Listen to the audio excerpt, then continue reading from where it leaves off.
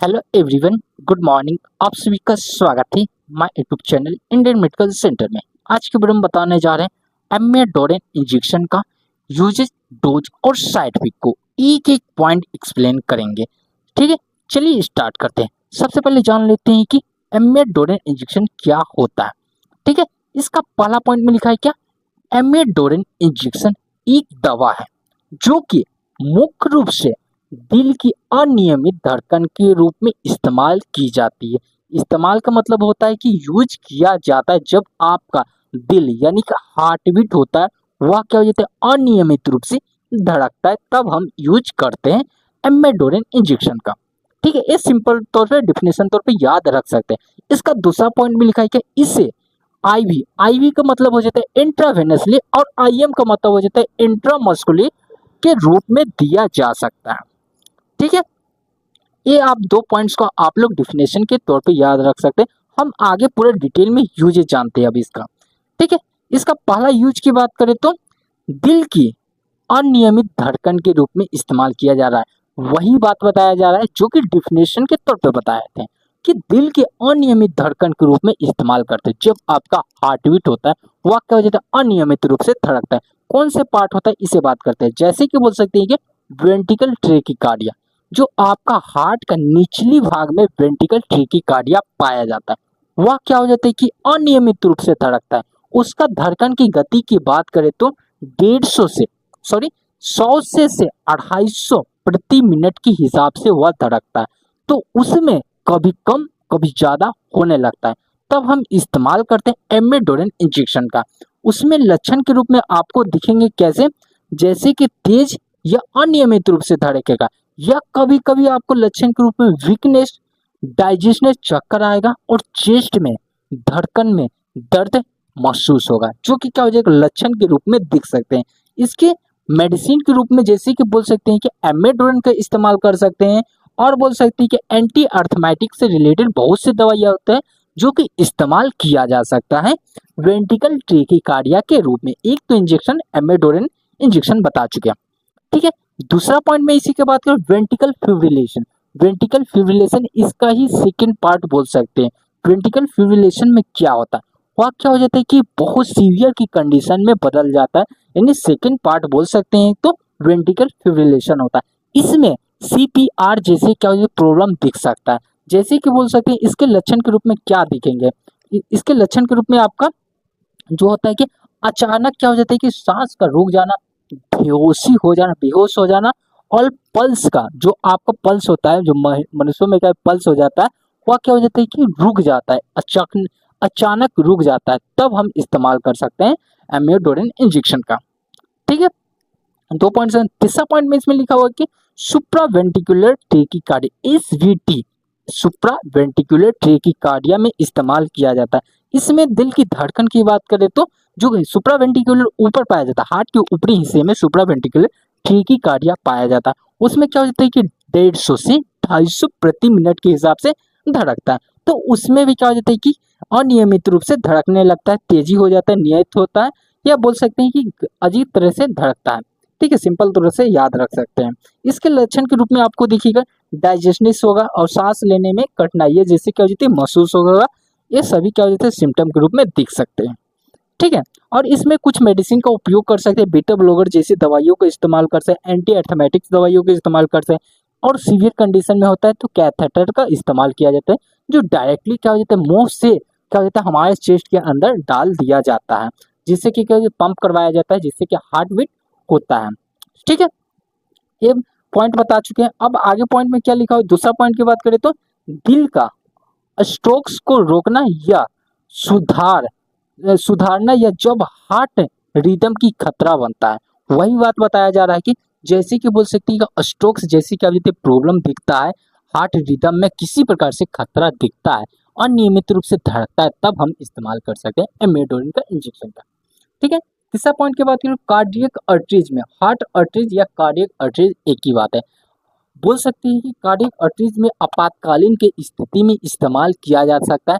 जैसे कि बोल सकते हैं आपका हार्ट रिदम होता है, वह क्या हो जाता है कि रुक रुक के धड़कता है, तब हम इस्तेमाल कर सकते हैं। वही बात है जो कि हम डेफिनेशन के तौर पे बता चुके हैं।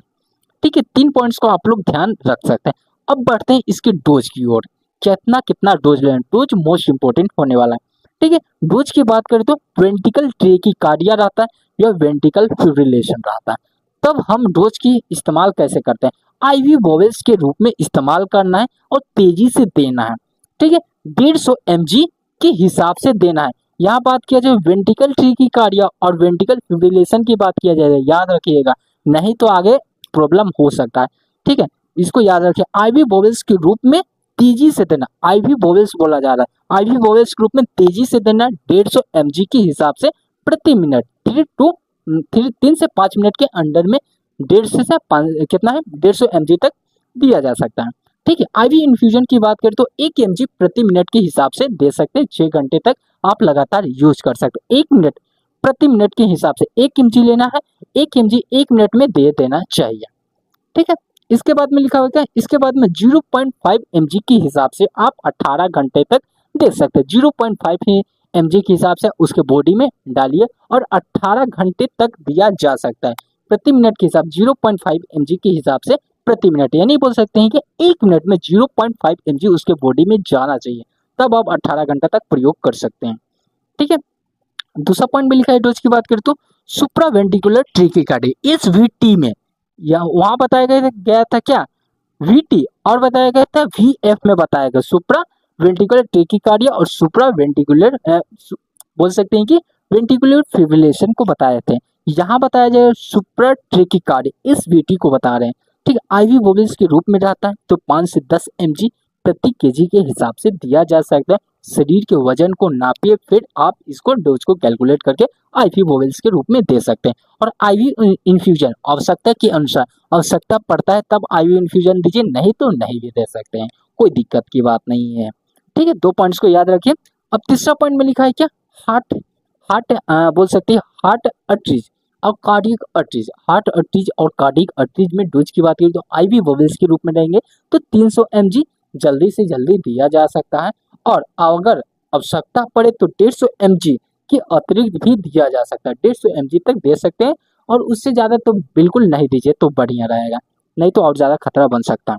ठीक है, ये 3 पॉइंट्स बताएं, ये तीनों पॉइंट्स को आप लोग याद रख सकते हैं जो कि क्या डोज से रिलेटेड है। ठीक है, ऐसे तो डोज इसे स्लोली स्लोली दिया जाता है, लेकिन हम तौर से एक ही पॉइंट को बताएंगे कैसे कैसे मिनट पे देना है। अट्रियल बोल सकते हैं सुप्रा वेंट्रिकुलर ट्रेकिकार्डिया रहता है कैसे देना है, वेंट्रिकल ट्रेकिकार्डिया रहता है तब देना है कैसे, और वेंट्रिकल फिब्रिलेशन रहता है तब कैसे देना है, इस सभी चीज को बता चुके हैं। अब बढ़ते हैं इसकी साइड इफेक्ट की ओर। साइड इफेक्ट की बात करें तो दिल की धड़कन में गड़बड़ी होना या तेज होना, यानी बोल सकते हैं साइड इफेक्ट शो करेगा। तो कभी कभी क्या होता है कि कभी कभी दिल की धड़कन का जो बहुत ज्यादा तेज हो जाएगा, कभी कभी बहुत धीमी भी हो सकता है, साइड इफेक्ट के रूप में शो करेगा तब। ठीक है, सांस लेने में कठिनाइयां भी शो कर सकता है साइड इफेक्ट के रूप में, थकान, चक्कर आना, लीवर या थायराइड जैसी समस्या भी दिख सकता है, लीवर में प्रॉब्लम आ सकता है, और थायराइड जैसी क्या होती है कि प्रॉब्लम आ सकता है कि जो आपका थायराइड ग्लैंड्स होते हैं उसमें भी क्या होते हैं प्रॉब्लम आ सकते हैं, साइड इफेक्ट के रूप में शो करें। इस सभी शो करते हैं तो डॉक्टर इमीडिएटली तुरंत अलग से क्या बोलते हैं कि ट्रीटमेंट शुरू कर देते हैं।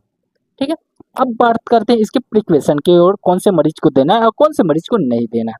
ठीक है, इसका पहला पॉइंट में लिखा है कि हृदय की गंभीर इस समस्या वाले मरीज को नहीं देना है, यानी बोल सकते हैं कि हृदय के जो बोल सकते हैं कि किसी प्रकार से क्या होती है कि हृदय से रिलेटेड इन्फेक्शन से रिलेटेड किसी प्रकार से प्रॉब्लम है तो नहीं देना है।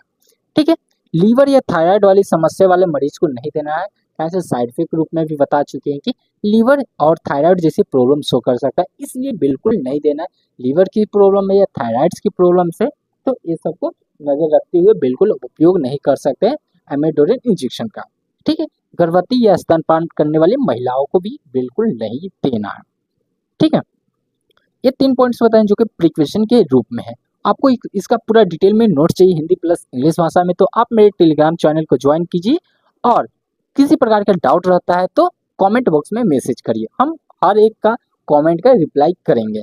ठीक है, किसी प्रकार का डाउट है इस वीडियो से रिलेटेड या अलग प्रकार के किसी प्रकार से बीमारी से रिलेटेड आप मेरे से पूछते तो हम जरूर आपका क्वेश्चन का जवाब देंगे। ठीक है, जय हिंद, जय भारत।